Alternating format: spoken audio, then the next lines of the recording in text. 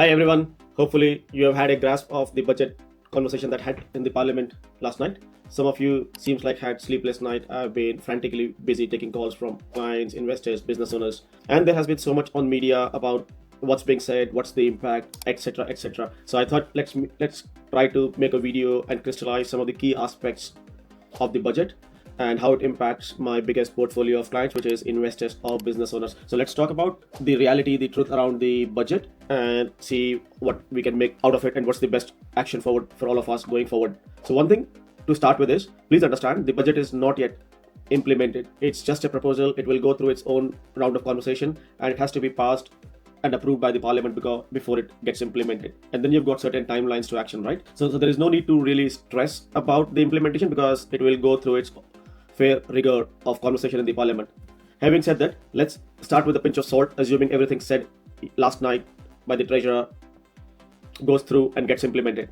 Then what does that mean for me as an investor myself and for all my investor clients? I think one good thing that has happened yesterday is they have put a clear focus on how the money should be deployed. The fact that they have removed negative gearing on existing properties means a lot of high net worth individuals have been buying assets that are not performing assets or dead assets or dead assets. So you've been holding to an asset, you bought it for $2 million 10 years back, it's still sitting at $2.5 million. It hasn't really grown in value, it hasn't really grown in rental yields also. So it's a bleeding property, but most of the mid to high income group people have been advised by the accountants to buy such negatively geared properties because it allows you to claim tax refund. So which is pretty much like an advice of starting a loss making business, because for every dollar of loss you can get refund from the ATO based on your marginal tax rate. So that thinking itself by design is faulty. We never advise to any of our clients, and I'm a business owner myself. I would never start a business because it's loss making and it allows me to claim losses. The whole point of investing is for your money to make every dollar into 5 or 10 times. That should be the outcome, and then tax planning has its own place. But buying a negatively geared property which is actually bleeding money does not make sense, and it never really made sense from a capital growth point of view also, or from a wealth creation point of view also. So this budget would push hopefully a lot of you who sit into mid to high income group to rethink about your investment goals and where do you want to invest. Do you still want to stay invested into highly negatively geared properties, or do you want to recalibrate your portfolio? That's at the top line. What else? So I think where I've been making some notes around these structures and what's going on. So the confusion, like I said, will become very clear that negative gearing is gone. For example, assuming it's implemented, which means you need to absolutely refocus how your money gets deployed. Few other things that people have been talking about: trust versus company. Let's start working through them one by one. So in terms of your existing properties, please understand there is no rush to restructure your existing portfolio. Think through and speak to your advisors, accountants, or mortgage brokers to help you understand the impact of budget. You can speak to your planners, whosoever you think can give you the right advice and they have the right knowledge. So technically, the budget says it will grandfather all the policies on the existing holdings. So whatever policies applied till last night on your existing portfolio will continue to do that to assess, which means hold on to these properties if you think they are good asset quality, they are going to grow in capital, and the rental yields are going to get better. If they continue to go bleed, then of course you let them go. But again, if you bought those properties purely from a mindset of negative gearing and because you are able to claim tax benefit, then you will still continue to get the same benefit. So hold on to it if it still meets your purpose. So there is no immediate rush to restructure. A lot of people will start calling you to say, okay, time to restructure, recalibrate. Thinking is right, but there should not be no panic button. So that's one thing for you to understand. You need to understand every bit of the impact, and does it make sense to move around your portfolio, or holding it where it is makes sense. Second big ticket item that I am very bullish, and I think I've spoken about it already right at the start: focus. Your focus would move from loss-making properties to properties that grow in capital and grow in cash flow. A simple cash flow view is also not correct, because otherwise you will just go and end up buying apartments. That's not a great strategy from a capital or wealth creation point of view. So I think you still need to focus heavily on capital growth assets and less on the negative gearing side of things. Good thing is, because of negative gearing kind of taken away from the properties, buying in your personal name versus buying in a trust versus buying in a company, the comparison would become more seamless, because previously the bigger confusion was, should you buy in your personal name because you get that negative gearing, whereas you do not get the same benefits in a trusted company. So now it's apple to apple comparison. So that unadvantage or unfair advantage that people had while buying negatively geared properties in their personal name, it does not exist or no longer exist. So which is good. So you need to think about strategy first now. So I think the best thing would be this budget will push you to think harder on how your money is going to work for your next 4 or 5 transactions, not the immediate ones, and not from a tax refund point of view.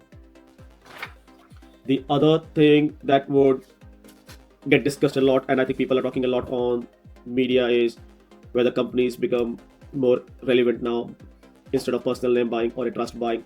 I think again the answer cannot be yes or no. The answer has to be around your situation. You need to factor in franking credits, dividends. CGT is a big component that's going to change the outcome. So you don't just look at every year calculations, you actually look at the entire life cycle of the property, and you have to then factor in what is the impact, because I still believe you will not get any CGT benefit if you buy a property in the company, whilst you will still get CGT exemptions in whatever shape and form when you buy in your personal name and when you buy in the trust. So company makes sense when you are trying to do a business or trying to buy and sell properties from a business point of view, and distribution is less of a concern. But other than that, if CGT has to be factored in, then your numbers have to be more detailed before you decide whether you should buy in company or trust. Again, most likely this is a question for your tax accountants to help you, or if you have a mortgage broker who also has an accounting background, someone like myself, then we can possibly help you with calculations. The next one is the use of trust structures. I think this conversation will also become more broader and more strategic rather than how it has been used in the past for income distribution. I think trusts are not dead, they will exist, rather they will flourish. However, the game or the lens which people had in the past was you would create a trust when you have low income people in the family where you wanted the distribution to go through. I think that's kind of taken away with 30% minimum tax, which means you are no longer using trust to reduce your tax element, rather you would use trust for other critical components. And those critical components, in my view, and they should have always taken precedence in the past, also is asset protection. So trust still gives you a much better asset protection than buying in your personal name. Estate or succession planning, trust still gives you a much better estate or succession planning in comparison to buying in your personal name or in a company. Distribution flexibility, so understand this is a very critical one. A trust offers you far bigger distribution ability than a company or in personal name. When you buy something in a company and you have to change the distribution, so basically you can give dividends only to shareholders, and if you want to change the shareholding based on the income of the family members, then it has a CGT impact. So change of shareholding, which is called buy or sell of share, will have a CGT impact. So you don't want to go down that path. Trust allows you greater flexibility in that sense. So I still believe trust wins over company from asset protection, distribution, succession planning kind of a thing. And also from borrowing capacity. Remember this, trust still allows you preservation of borrowing capacity subject to lending policies and whatnot. But provided you tick a lot of boxes in a trust, including CGT exemption, which does not exist in a company, I would say you need to still consider trust on a very, very serious basis. So what does that mean? I think the budget will push you hard to think a lot about what you are buying, what sort of asset quality you are going to buy. You're going to buy a negatively geared property or a property that's going to turn into positive. Is your focus going to be buying a property that's always going to be into losses, or you're looking for an asset that's a capital growth asset? For me, my biggest focus is always by investing into something that gives you capital growth, because that allows you to double your wealth every 5 to 10 years. Then what's your ability to distribute the income? So if you are just by yourself or a small family where distribution flexibility is not there or it's not needed, then possibly you can talk about company, of course subject to all the conversation we've had in the past. But if you have parents, siblings, kids turning up 18 years and they would have another 5 or 6 years of education life, then possibly trust would be a preferred choice again. So depending on what your lens is, you would have to walk through what is the right option. So I think we've discussed a couple of top critical action points in terms of property investing. So do not rush into restructuring your portfolio just because there was a budget and people are trying to put words into your ears. That's not how it is. Go through a detailed process and make a informed choice.